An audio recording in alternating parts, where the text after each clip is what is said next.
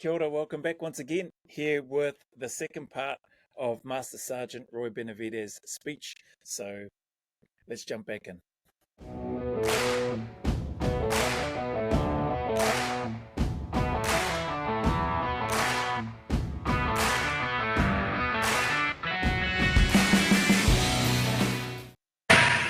I asked the radio operator, who are those? He said, I don't know. They haven't gave us any call sign. And I saw some helicopter pilots run to the flight line, scrambling. I ran right behind them. We saw a helicopter coming in to land and had a door gunner slumped over his weapon. When the helicopter landed, I unstrapped the door gunner, Michael Craig, 19 years old. We just celebrated his 19th birthday in March. I cradled him in my arms, and his last words were, my God, my mother and father. I asked the pilot, who are the people on the ground? He said, hey, it's that black NCO, that non-commissioned officer saved your life the other day, remember? I said, Leroy Wright. Leroy always got picked for top secret assignments, him and Musso and O'Connor. So there was an instant reaction. I saw a bag of medical supplies, I picked it up, went over to my helicopter, got on the helicopter. We got on with the forward air controller, the guy that's in, he said, you can't go in there, you can't go in. It's too hot. Little did I know that I was going to spend 6 hours in hell. I think in this part here, I remember him talking about these bits and pieces from the other reaction that I did. But one part that I didn't know, and I was listening out for it here, because somebody was kind enough to put in the comments that during this piece around the helicopters, I don't remember that piece about the 19-year-old door gunner. And him cradling this young man in his arms who just celebrated his 19th birthday. And his last words were about his mum and his dad.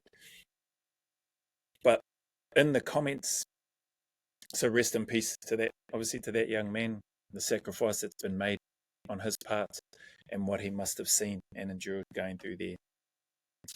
But the part that I was wanting to get to was in the comments that I've received in the videos was around, I remember him saying he saw the medical supplies and he grabbed that. And I think somebody put in there, so maybe he'll talk about it, but somebody put in there that he, in his rush to get onto the choppers and go to support and help, he forgot his weapon. He forgot to take his weapon with him.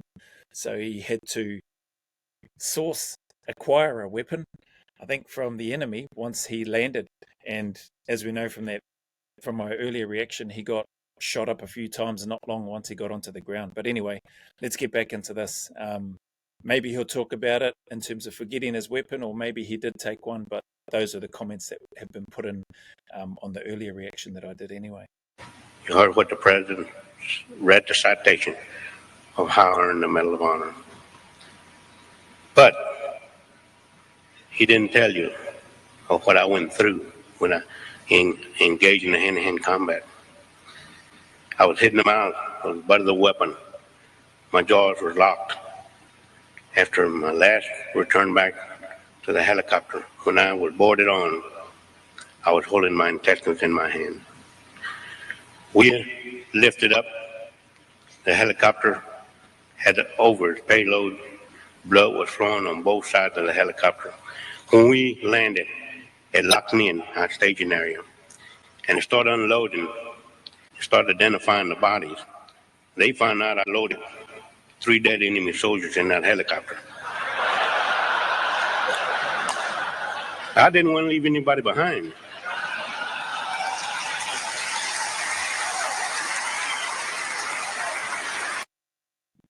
Hang on, I've got to go back and I've got to hear that again.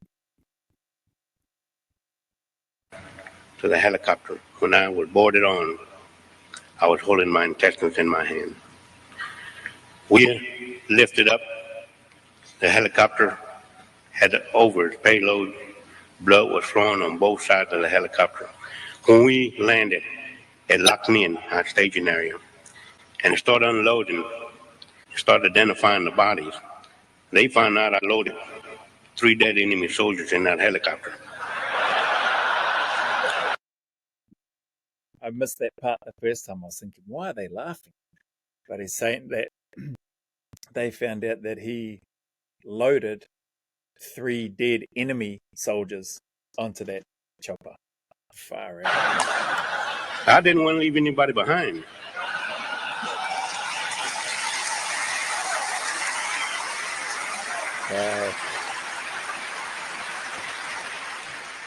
My mission was to recover the classified material. So if anybody had it, he was on the helicopter.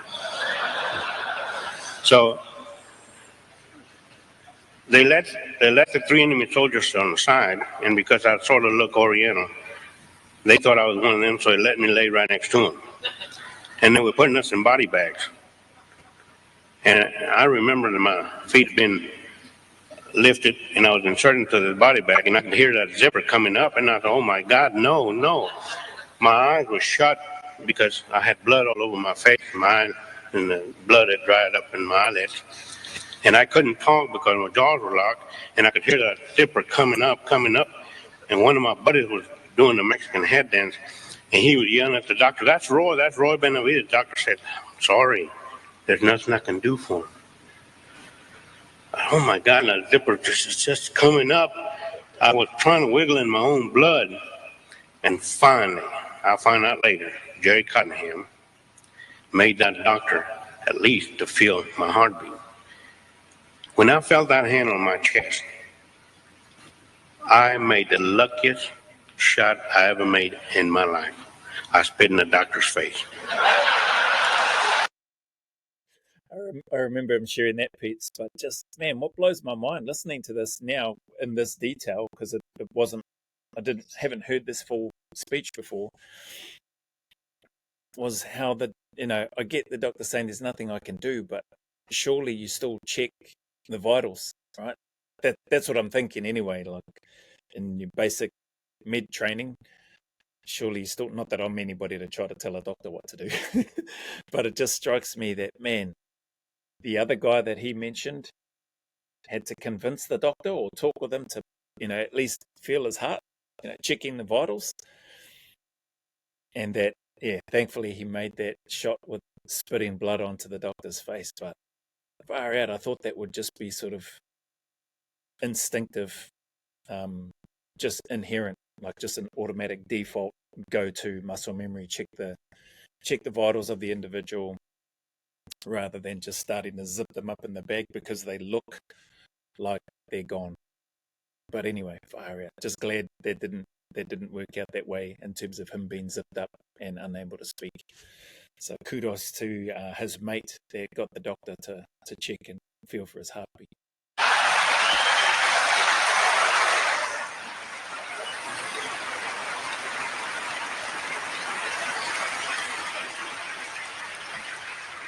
So the doctor says, I think he'll make it. So I was cleaned up, put on a helicopter, alongside with my buddy, one of the guys that I had saved. We got airborne. I just said to myself, hold on, buddy, just hold on. We're going to get some medical attention. And his grip tightened up on me. And then he let go. I said, oh, God, why do you put me through this test? Why? You helped me get these men out, save them, save this material. Now you take them away from me. Why?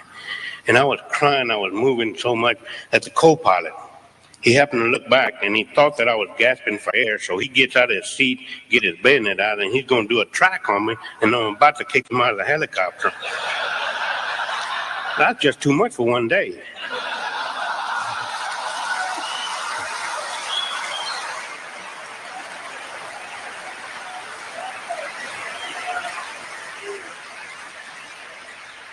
So we landed in the hospital at Long Beach. I was wheeled to the operating room. And as I was being lifted to my operating table, I saw this nurse on her hands and knees crying, yelling, asking God, why do you do this to these men? Why? Just crying. And as I turned a little bit to my left, I saw on the other operating table a man that had both legs and both arms missing. I passed out. I woke up in the ward. One of my buddies was laying next to me. We were so bandaged up, we couldn't talk. We used to wiggle our toes to make sure that we were still alive. After a short while, my buddy was transferred from there, and I thought he had died. I was transferred to Japan, Tachikawa, and the airplane that I was flying in medevac, we lost 2 men. And I remember this nurse kept yelling at me, "Benavidez, you're not going to die on me. I'm going to pinch you every time you close your eyes. I'm going to pinch you, I'm going to pinch you." Boy, she kept pinching me. When I got to Tachikawa, when I got to Japan, and they wheeled me into the operating room, they disrobed me again. I remember the doctor, I heard him say, "What in the world happened to you?" I had blue spots, red spots all over me, and I said, "That lady kept pinching me up there."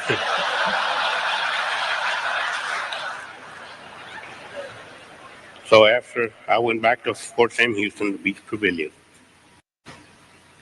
and I stayed in that hospital almost a year. I continued with my career, and then I was awarded with a medal. I was dedicating myself to come and speak to schools, to civic groups, to help anyone that I can help.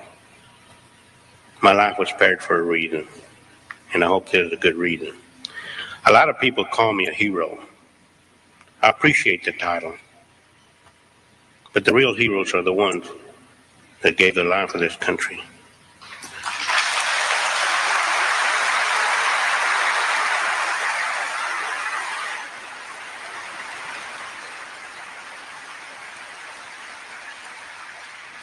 The real heroes are our wives, our mothers. Above all, the heroes are the ones that are laying in those hospitals, disabled for life in those hospital beds. But the real heroes are the future leaders of our country, these students that are staying in school and learning to say no to drugs. Those are our real heroes.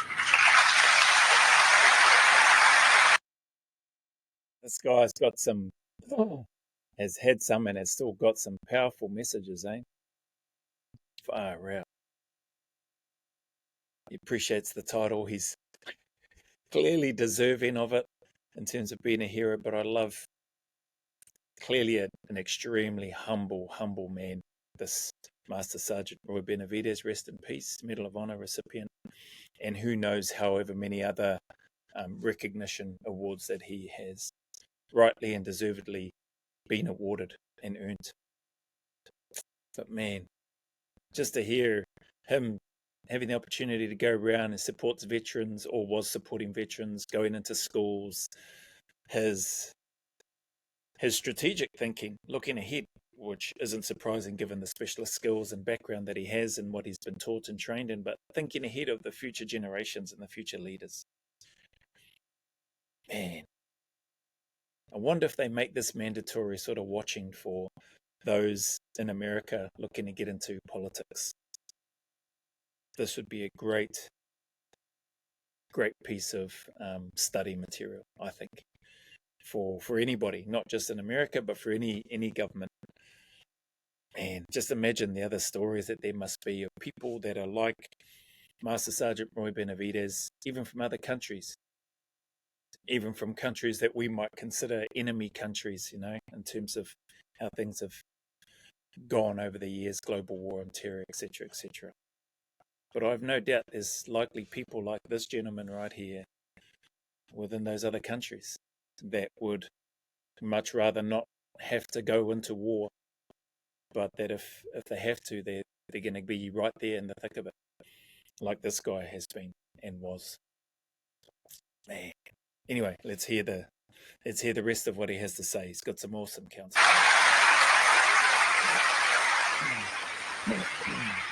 There's a saying among us veterans: for those that had fought for it, life has a special flavor. The protected will never know. You have never lived till you almost died. And it is us veterans that pray for peace most of all, especially the wounded, because we have to suffer the wounds of war. I'm asked hundreds of times, would you do it over again? In my 25 years in the military, I feel like I've been overpaid for the service to my country.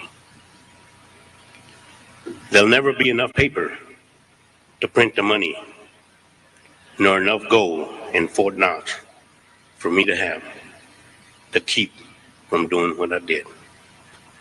I'm proud to be an American, and even prouder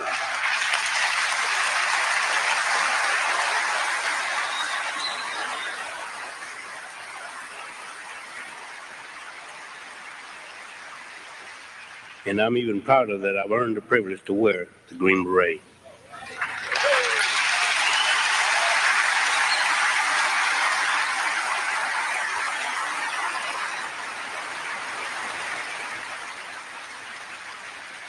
I live by the motto of duty, honor, country. Ladies and gentlemen, thank you very much. Thank you. God bless you, and God bless America.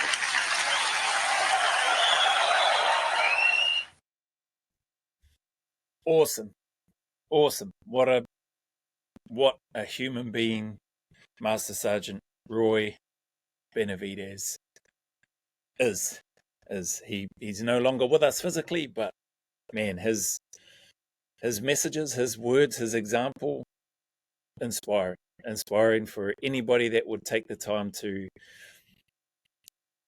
listen to, come across this speech and have a listen to what he has to say and the way that he delivers it too. So man, thank you again to those that sent through the link for this video for the full speech. Really grateful to be able to hear Master Sergeant Benavidez's speech in full in his words and him go through. I know that there's a lot of likely a lot of detail, not likely, there's clearly a lot of detail and information left out of what he has spoken about there, but he's shared some incredibly inspiring information for us and for anybody that's willing to take some time out of their day to have a listen to it. So I'll make sure I put the link to this video that I was sent so that people can watch it without my interruptions or interjections. But thank you very much all once again for any time that you spent on my channel, for the suggestions, for the recommendations. Sincerely appreciate you. And for anybody, as always, going through any challenges, trials, struggles, dark times, just encourage you as best I can to just keep turning up, to keep staying in the fight, to know that better days are ahead, that they are closer than you think. Know and trust that the sun will shine again, as difficult and as hard as that may seem or appear based on what's happening in your potential situation right now. But know that the sun will shine again, that better days are ahead. Okay, it's just, there is a light at the end of that tunnel. Just keep moving forward, keep turning up each day. Remember, go always a little further. Who dares wins. And as always, until the next video, a big mana wave coming from me to you, filled with my aroha, respect, appreciation, and gratitude for you all.